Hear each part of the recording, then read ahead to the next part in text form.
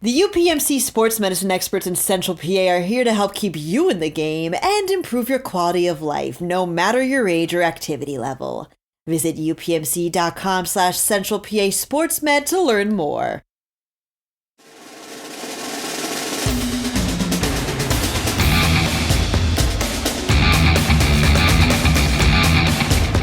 Welcome everybody to another edition of the Football Podcast. I'm Brian Linder, Dan Sostek. Dan, let them hear your voice. Hi. Eric Epler, Dan's trying to talk over you. Let them hear your voice. Yeah, what's up with that, Dan? How's everybody doing today? So if you listen to the podcast every week like Carolyn Fortney does, you already know who they are. And if you're new to the podcast, now when you hear them talk, you'll know who's speaking. Guys, what's going on? Dan, your Boston Celtics are champions. Yep, they are. Woo-hoo! What did you do to celebrate? Is there anything you can like? Did you watch Celtic crowd again? I did. I literally, I think I told you guys I watched. I think we talked about this last week that I watched Celtic Pride, and it was horrendous, truly horrible. Dan Aykroyd should have some pride. I read that that movie is so bad. That's the reason Bill Murray never worked with Judd Apatow, was because he saw the movie and said, "This guy's an idiot. I'm never working with him again." So, but Celtics Parade looked like a lot of fun. I wonder if our friend Evan Whedon, who's down in New England, snuck into that parade and had a few beers, because there was 1.5 million people down there. I wonder if they pulled in Marky Mark's Good Vibrations. Oh, well, Donnie Wahlberg's at every single Celtics game. He's like their mascot. So Of course he is. yeah, so I don't think Mark Wahlberg is as big a Celtics fan as Donnie is, because Donnie needs to cling on to stuff now that. Although I guess they still tour Kids on the Block, but yeah, it's fun. But it's draft day now, so your old boy Blake Hinson might get drafted tonight. Nice.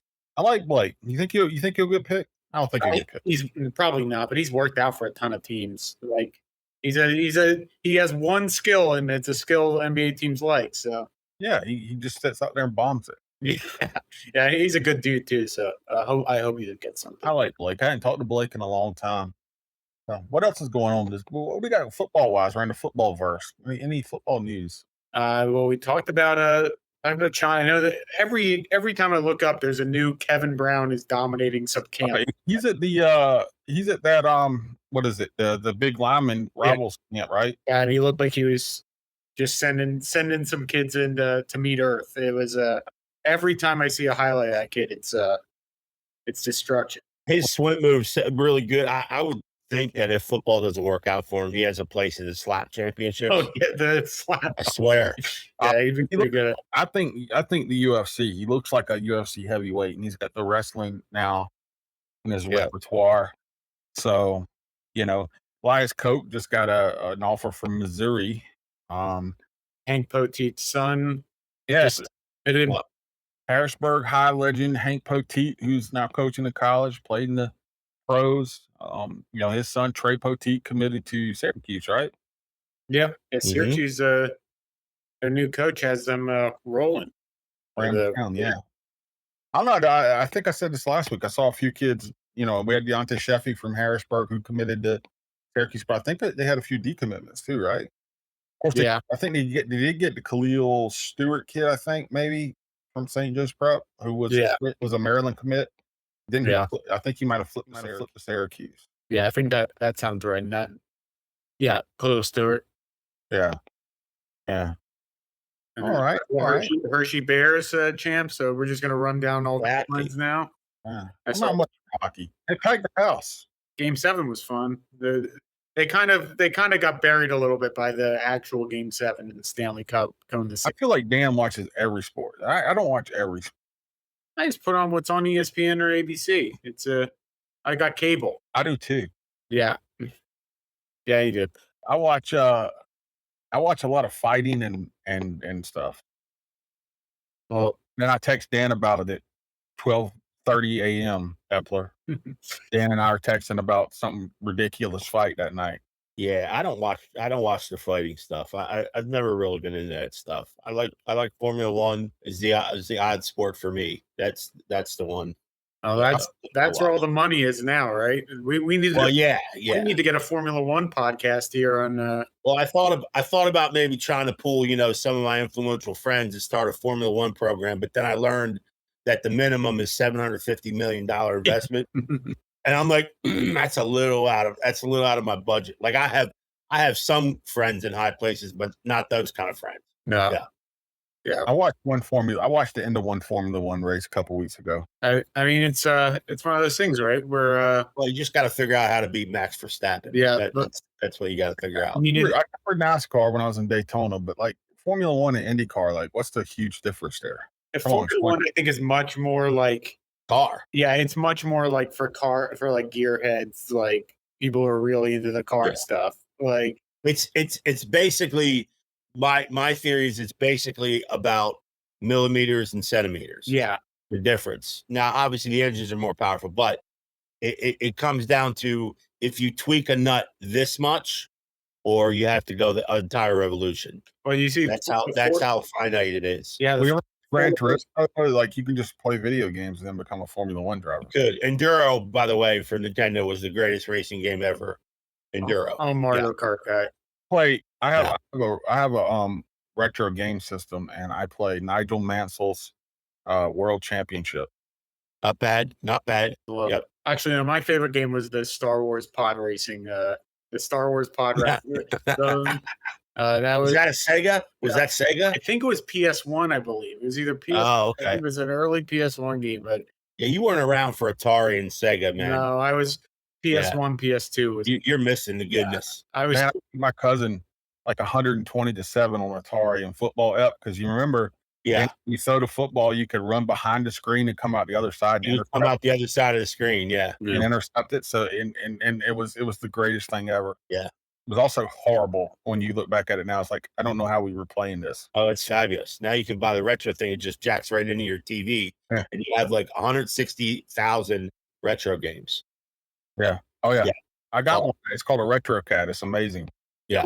We'll have to get some. That'd be a fun video content where you get the top football players to try to play Tecmo Bowl and see how long they last before they get bored and leave. There are guys who stream it.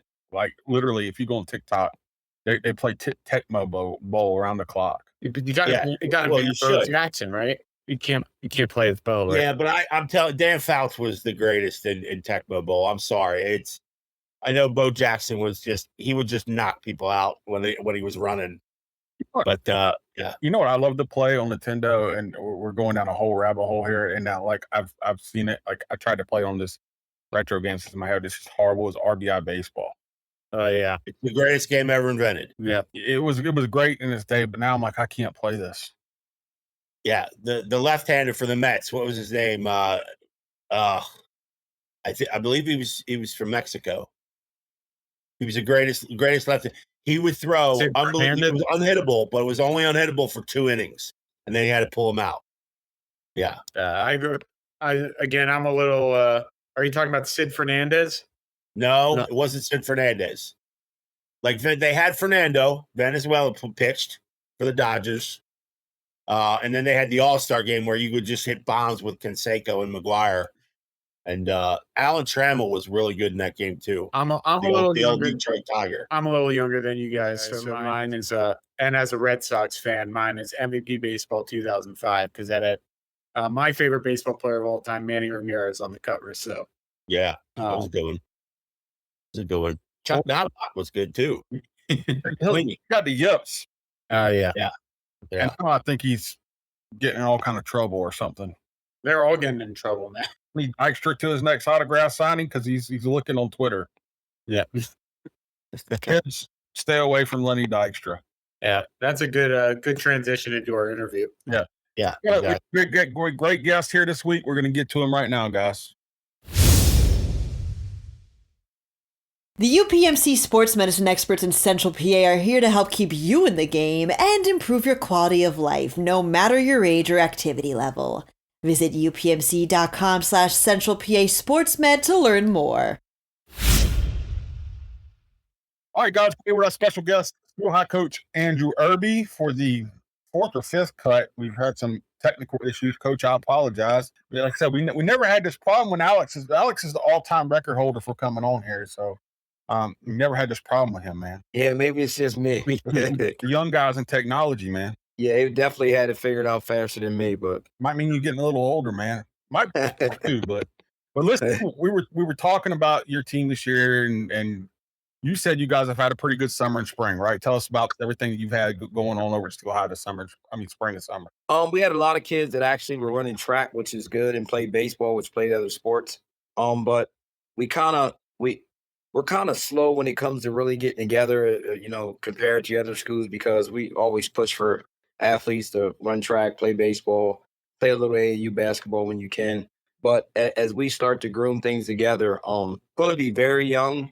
But the biggest thing I've learned throughout the years is making sure that you instill your culture, your strength and conditioning program, and your football fundamentals and your IQ. So there's a lot that goes into the off season when it comes to developing, and keeping your program as a high standard. But ultimately, at the end of the day, when you have a committed group of kids, I think you can have some success in that department.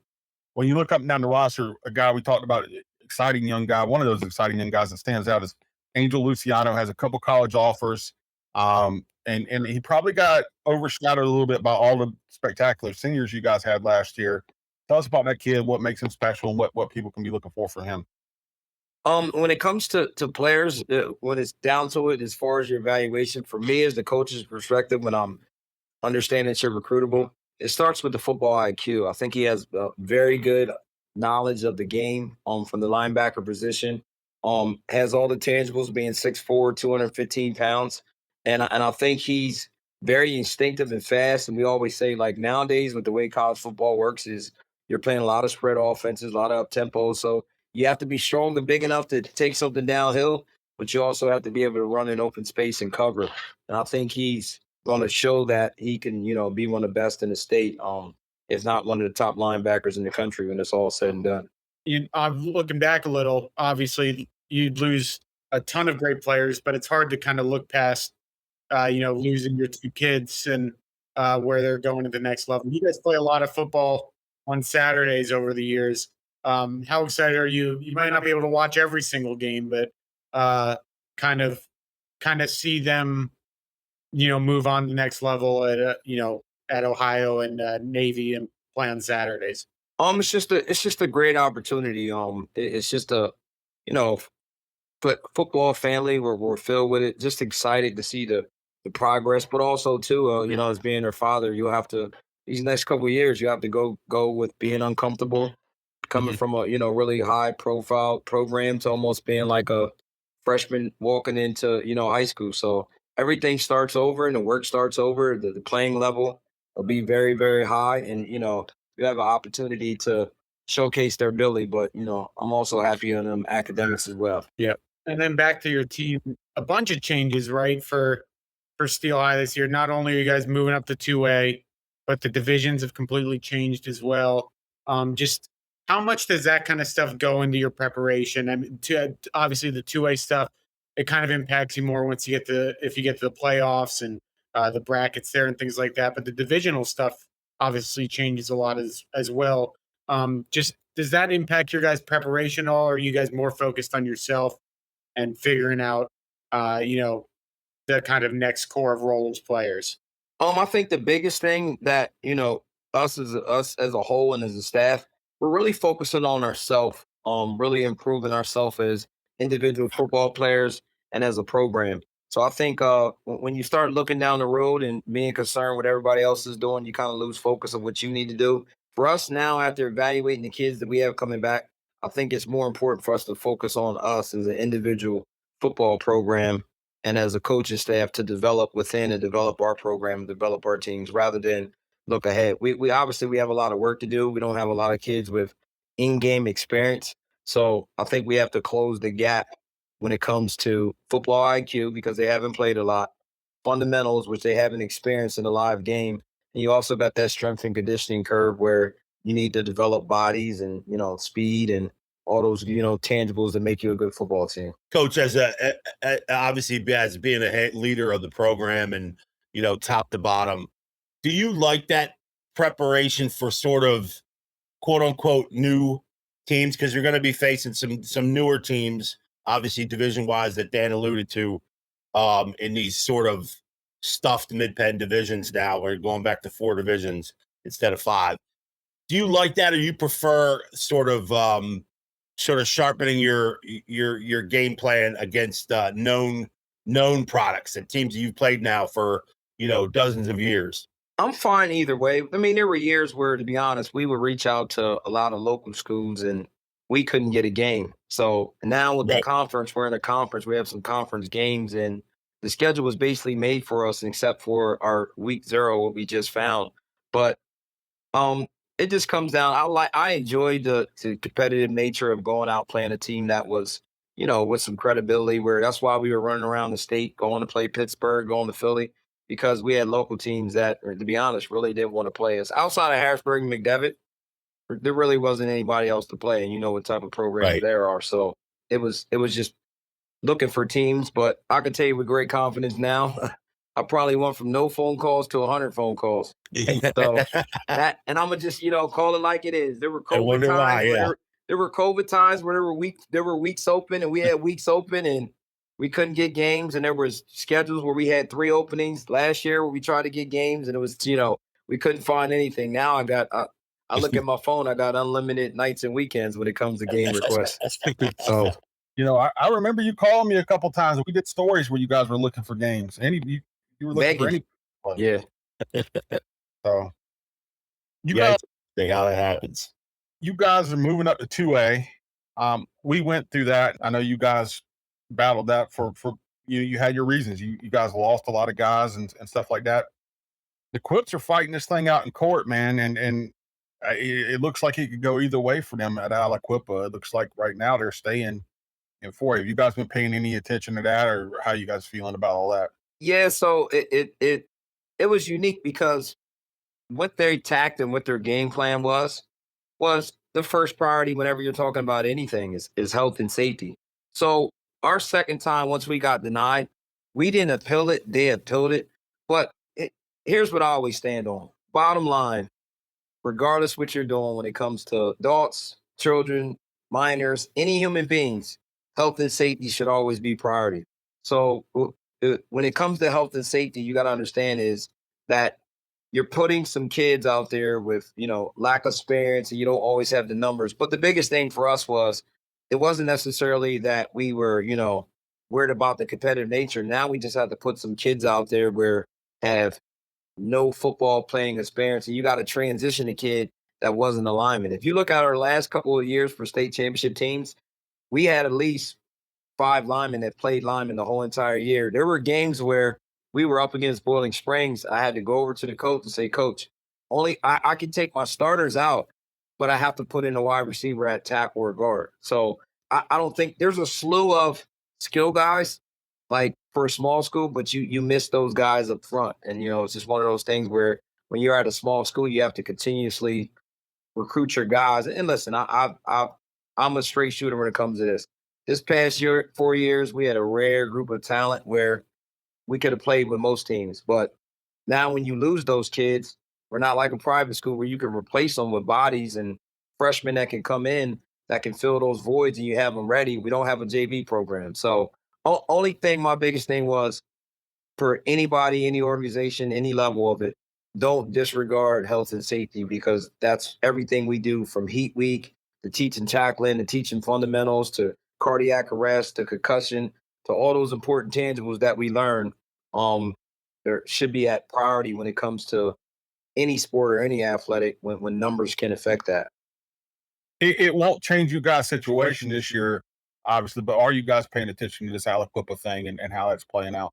Absolutely. And I think eventually, with Aliquippa stepping to the forefront, I think they're going to be able to fight and get some change done. I don't think that, I it's just hard to see that it's a part of the PIAA's mission and their bylaws and what they stand on. Bullet one is health and safety and well being of student athletes, and then that's one we don't take as a part of the formula to have a discussion about. On one hand, the rules are the rules, and we discussed this, but it is crazy to me that they would say that health and safety is not a discussion point in that, because especially coming off the year where we had a kid die. I think there's still a kid who's still in the hospital with a traumatic brain injury who, you know, we pray for every day. But I mean, he's been in there since the start of last season, as far as I know. I mean, it was a terrible year for injuries and stuff. So it is a little crazy to me that a governing body would put that in writing. Yeah. But you look, you guys had some other exciting stuff. I know you just had your banquet, stuff like that, and you guys have got some other exciting stuff going on around the program, right?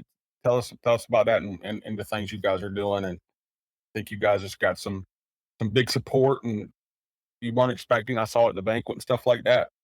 Well, at a ring ceremony, we had the opportunity to bring a former roller in, former Division I football player, and a former NFL player, and Dave Sullivan was our keynote speaker.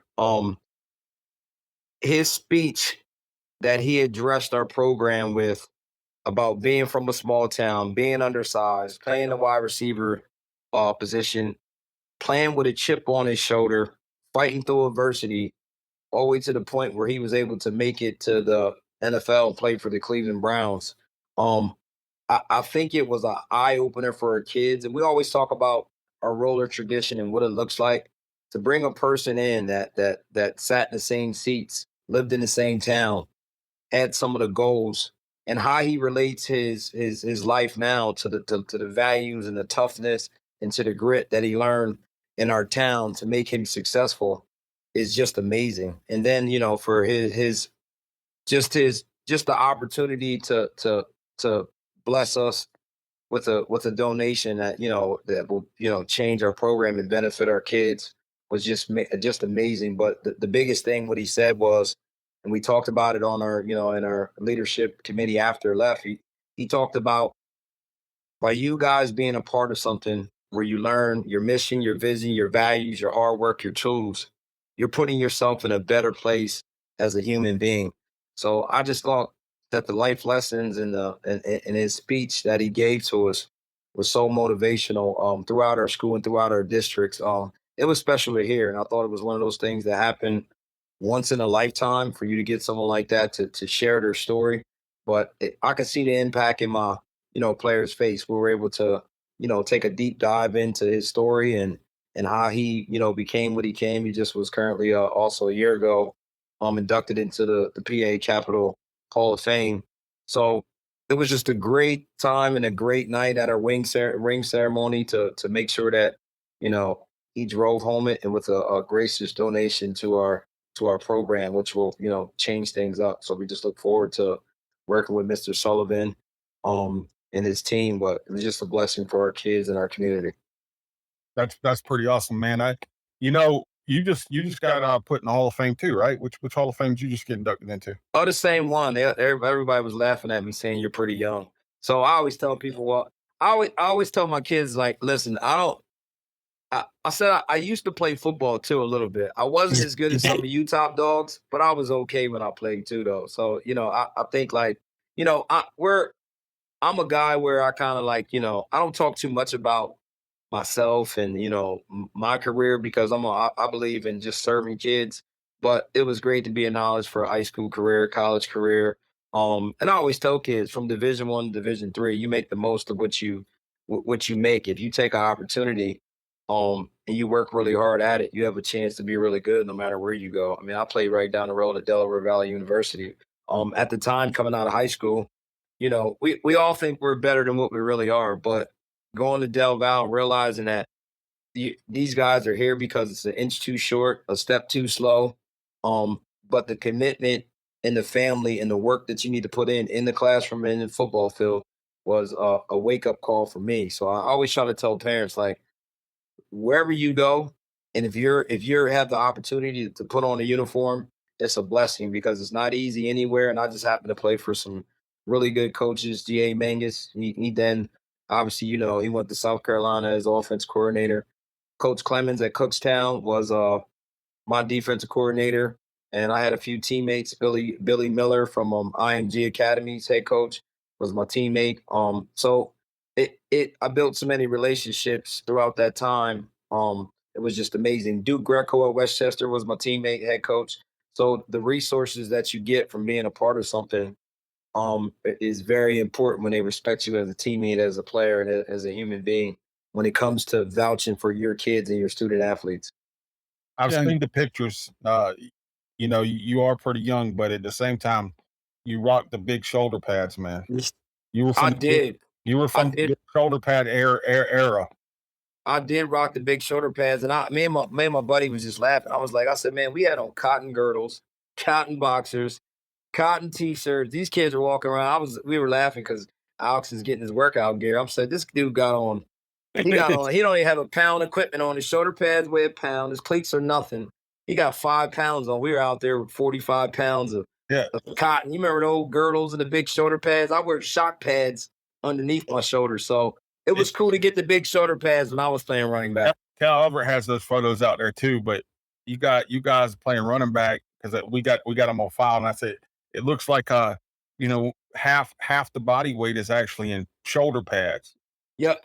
Listen, I always tell Kyle Weber, I said, Kyle, you play corner. I'm old school. I played fullback as a underclassman, tailback as a senior, and linebacker, and I never came off the field. I was a two-way guy where you had to get 10 tackles and get 100 yards. Cal was just pretty. He just got all the carries and all the yards and all the credit. I always messed with Jeremiah Young. I said, Jeremiah, if I'd have got the ball 40 times and played one way, I probably would have had the state record too. Speaking of Cal, I know it's not your division, not your teams or whatever, but how excited are you to see just for the area, the football area, just seeing Harrisburg and Bishop McDevitt getting back at it again? Just obviously that's been a big rivalry game that's been on pause the last few years. Now they're in the same division. I know you were all worried about your team, but got to be pretty exciting to, that's going to be a big week in Harrisburg area high school football. Oh, that's going to be huge. It's a great rivalry, great for the kids, great for the programs. And one thing, you got great coaches, you got great programs, you got great tradition. It's one of those games where you're not playing in it, but it's one of those games you want to watch as the coach to see how it pans out. I speak highly of both Coach Wechter and Coach Everett. Do a great job with their programs and really push our area and drive our area when it comes to recruiting and putting good products out there for our area. So this is a thing where, the better our area is, the better it is for recruits. I just think they do a tremendous job. And this should be, be honest, without saying anything, I would say this is Harrisburg's year to bring it home. So I'm rooting for Harrisburg to pull one out this year with the talent they have. Everything comes together for them. It certainly looks like they got an opportunity. So, yeah, Coach, I'll ask you one more thing for me, and I don't know if the guys have anything else for you, but this is moving on from really Steel-High football. But you mentioned Alex. Alex is going to Navy. I know they're having some changes in the offense, stuff like that. How excited are you about this? And I mean, he's set all kind of passing records in the state of PA. We've talked about that before, but how excited are you to see what they do at Navy with him? And I don't know how are you going to manage the schedule, man, coaching and having two sons playing college football. Well, we did. I was just telling Dan this. Well, we decided we just talked to Alex, so he's actually going to go to NAPS and go to his first year will be at the prep before he goes directly in, which will give him a year. So he'll basically just become a 25, go to MAPS, but he'll still play a schedule, play some games. But then that way, when he transfers in, he still gets when he goes over, he'll still get his 4 years. So I'm interested to look, and which will give him time to get familiar with the offense because the offenses will be the same. So I think that will be good and beneficial for him. And especially my concern was more of the rigorous academics jumping in. Like you're not jumping into you're jumping into some grown man stuff. So I think that'll give him an opportunity to get his feet set, get around a class of kids he's going to be playing with. Obviously, they wanted him to come early, but for the best interest of Alex, it doesn't hurt to get a year to get familiar with academics, the scheme of things, and that gives him a chance to still be able to evaluate exactly what Navy is going to do. I met their offensive coordinator from Mercer. We spent 2 days with them and went over exactly what they do. Believe it or not, we're actually a lot similar in how we do things and call offense, and it's built on based off the kid he has back there. So I felt very comfortable after speaking with Coach, and I already did my research on his offense before he even came in as the offensive coordinator. But that'll give Alex some time. Dropped Andrew off at Ohio. Speak very highly of their program, and it was crazy because I don't think these kids understand. In his offensive line room, there's 3 high school kids that came in.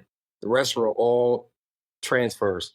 So I think it was a reality check where your orientation typically is years in the past, 25 freshmen. Now you got in your offensive line room, there were 3 freshman linemen that came in, the rest were transfers. So I think kids really need to understand if you have an opportunity to go to school, you're really blessed at any level because the way the transfer portal is taken over is just it's just a different animal. Yeah, Coach, have you noticed that kind of with any sort of changes in terms of how kids are being recruited because of the portal? Like, just from afar, it's almost felt like we feel like, some kids get offers later than they used to because teams are just looking to pick at the portal first and then see what happens. Yeah. So, and that's what, and that was what was frustrating for a lot of our kids this year. Like, I mean, Jayon Perry, Darrell Yeah. Caesar, Eugene Green, Cameron Chisholm. Now, Cameron Chisholm is going to St. Francis, but on your normal year and the normal recruiting cycle where it's just high school kids, all those kids are at FCS at the very least. So it's like, and coaches are telling you, like, Coach, we got to win now. So am I going to bring in a kid who was playing in the Big Ten who was 3rd or 4th string, or am I going to bring in a high school kid? This kid has a weight room underneath his belt. He has practice underneath his belt. He has nutrition underneath his belt. He has some academics under his belt. They're just coming in highly qualified with some experience where it's kind of like it just puts it back. That's why I'm telling people right now, don't be surprised how good the PSAC is going to be this year because there's going to be so much talent. It's going to be amazing where you typically have your kids that are Division 1, then your Division 2 kids drop down to Division 3.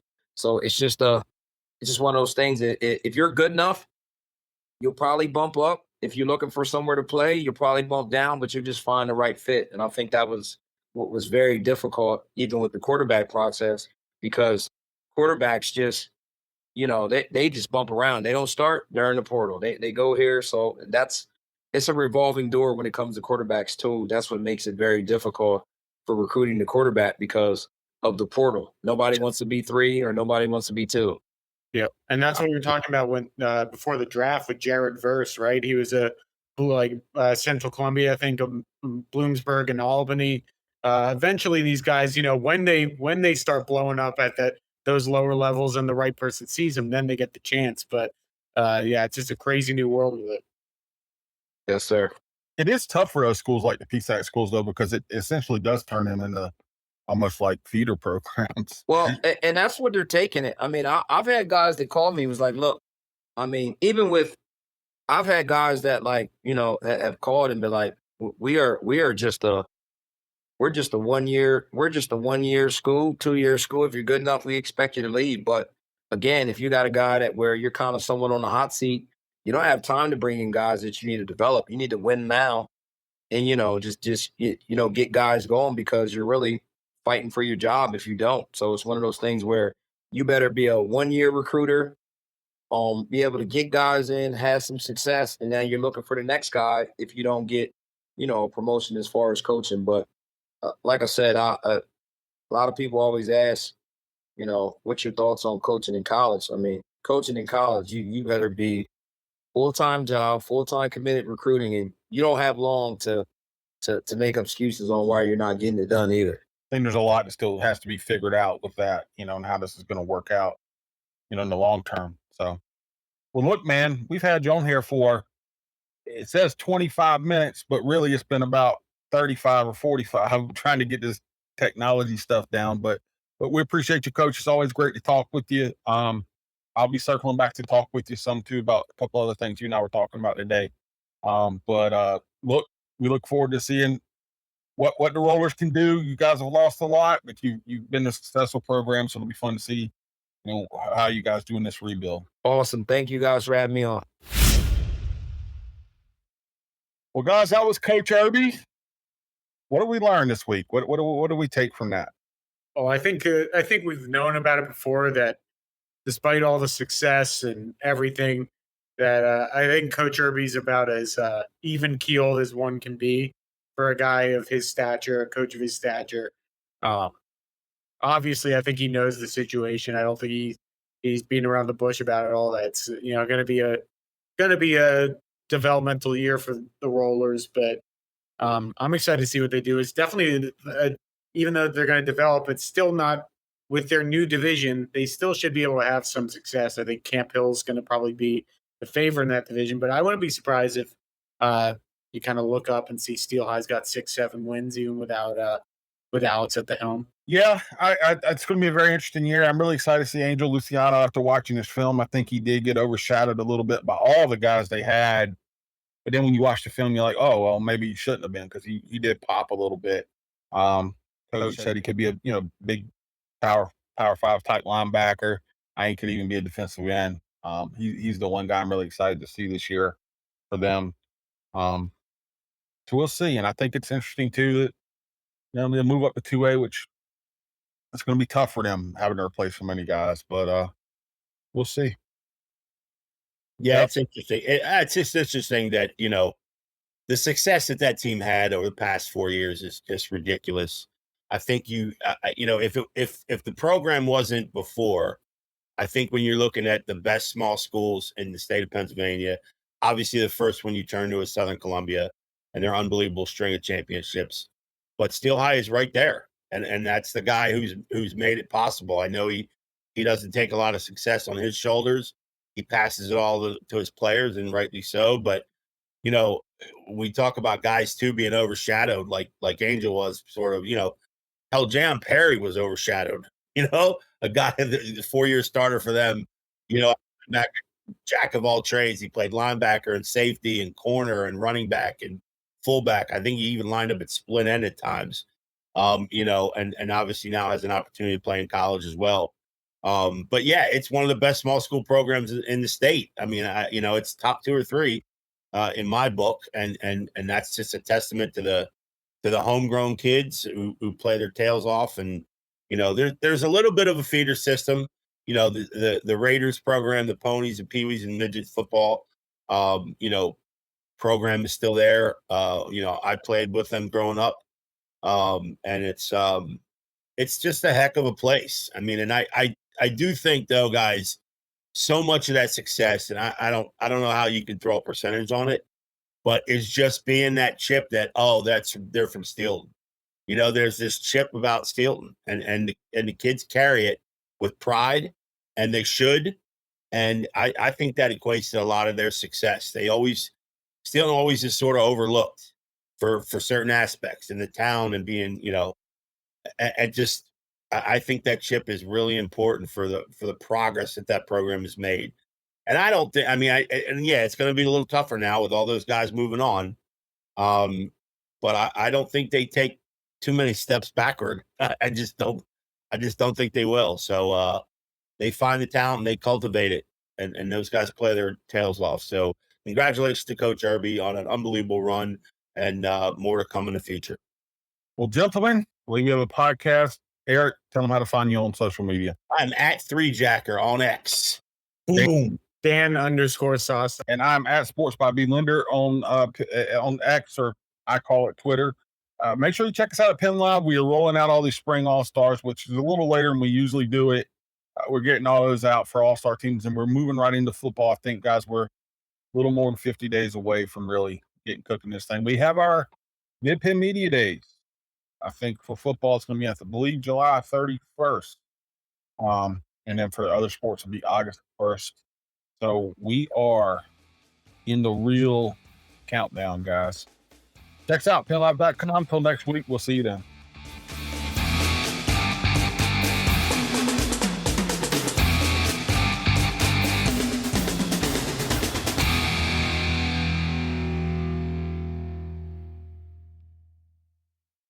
The UPMC sports medicine experts in Central PA are here to help keep you in the game and improve your quality of life, no matter your age or activity level. Visit upmc.com/Central PA SportsMed to learn more.